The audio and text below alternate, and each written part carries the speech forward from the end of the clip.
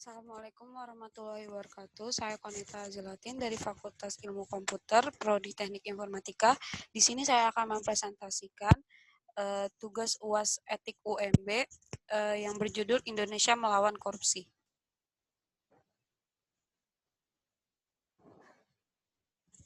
Apa itu korupsi?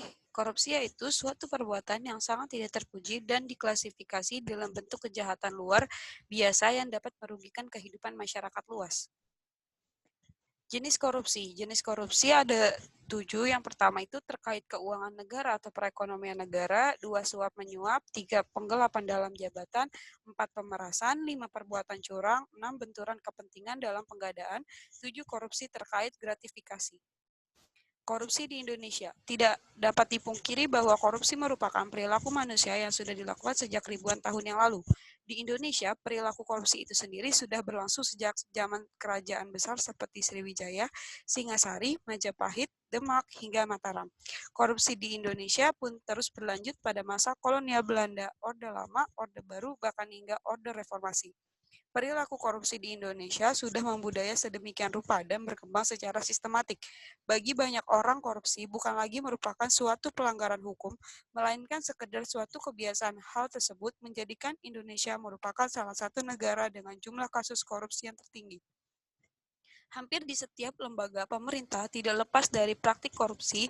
Kita melihat akhir-akhir ini pemberitaan di media selalu didominasi dengan pemberitaan beberapa kasus korupsi yang oknumnya kebanyakan berasal dari pejabat negara, pejabat di pemerintahan, pegawai negeri, dan tidak terkecuali aparat penegak hukum sendiri yang seharusnya berkhidmat untuk negara ini. Dalam teori hukum positif yang dianut di Indonesia, setiap orang tanpa terkecuali dianggap telah mengetahui hukum atau undang-undang yang berlaku, dan apabila melanggarnya akan dituntut dan dihukum berdasarkan undang-undang atau hukum yang berlaku tersebut.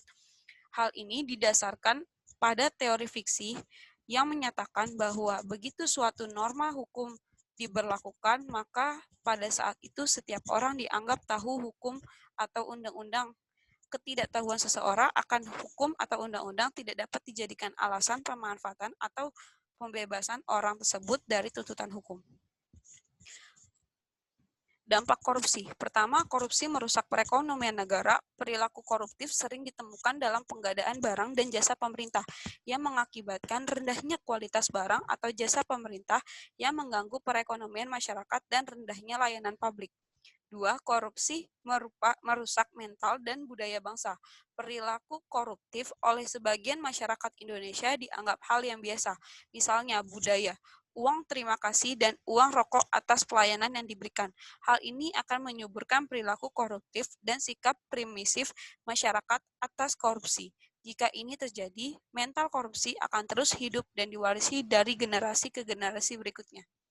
Ketiga, korupsi mengakibatkan merosotnya kredibilitas institusi pemerintah. Kredibilitas yang telah rusak akan mengurangi kepercayaan dukungan dari rakyat dan institusi lain di dalam dan di luar negeri. Hilangnya kepercayaan dari investor akan mengakibatkan hilangnya potensi ekonomis dari nilai investasi atau opportunity loss dalam membangun perekonomian dan layanan publik.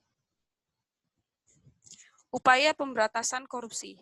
Menyadari dampak korupsi yang sangat destruktif terhadap bangsa dan negara, pemerintah Indonesia telah melakukan beberapa upaya untuk memberantas korupsi, antara lain dengan mendirikan lembaga independen untuk memberantas korupsi, Komisi Pemberantasan Korupsi, menerbitkan Inpres nomor 2 tahun 2014 tentang aksi pencegahan dan pemberantasan korupsi, menerbitkan Perpres nomor 81 tahun 2010 tentang Grand Design Reformasi Birokrasi yang menitik beratkan pada peningkatan kapasitas dan akuntabilitas organisasi, pemerintah yang bersih dan bebas korupsi, kolusi, dan nepotisme (KKN), serta peningkatan pelayanan publik. Dalam rangka mempercepat pemberantasan korupsi pada unit kerja pemerintah, Kemenpan RB mengadakan program reformasi birokrasi untuk unit kerja di seluruh instansi pemerintah melalui zona integritas atau ZI. Instansi pemerintah yang pimpinan dan jajarannya mempunyai komitmen untuk mewujudkan wilayah bebas dari korupsi dan wilayah birokrasi bersih dan melayani. WBK atau WBBM. Berdasarkan data dari Kemenpan RB, sebanyak 2.200 unit kerja layanan telah diusulkan kepada Kemenpan RB untuk menjadi WBK atau WBBM di tahun 2019. Untuk meraih predikat tersebut, unit kerja melakukan perbaikan di seluruh sektor layanan, baik dari proses bisnis maupun infrastruktur. Inti dari pembangunan zona integritas adalah memberikan pelayanan kepada masyarakat yang lebih cepat dan mudah, bebas dari perilaku KKN. Oleh sebab itu, aparatur negara harus mengubah mindset dan kultur set sebagai pelayan masyarakat, bukan dilayani masyarakat. Di samping itu, harus proaktif dan tanggap terhadap kebutuhan masyarakat dan melakukan inovasi layanan continuous improvement untuk kepuasan masyarakat, stakeholders, focus, and satisfaction. Aparatur negara harus transparan terhadap semua layanan, lama layanan, dan tarif layanan. Tidak ada lagi pungutan liar yang tidak diatur dalam ketentuan peraturan. Masyarakat juga diberikan akses untuk memberikan masukan konstruktif atau pengaduan terkait layanan yang diberikan. Adanya saran pengaduan yang dipublikasikan dengan baik, terutama sarana pengaduan melalui media sosial, akan memudahkan masyarakat atau stakeholder dalam memberikan pengaduan serta memudahkan unit kerja dalam mencegah maupun menangani perilaku koruptif. Oleh sebab itu, kontrol dari masyarakat sangat diperlukan. Peran masyarakat dalam pemberantasan korupsi.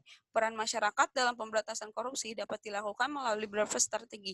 Strategi preventif artinya masyarakat berperan aktif mencegah terjadinya perilaku koruptif. Salah satunya dengan cara tegas menolak permintaan pungutan liar dan membiasakan melakukan pembayaran sesuai dengan aturan.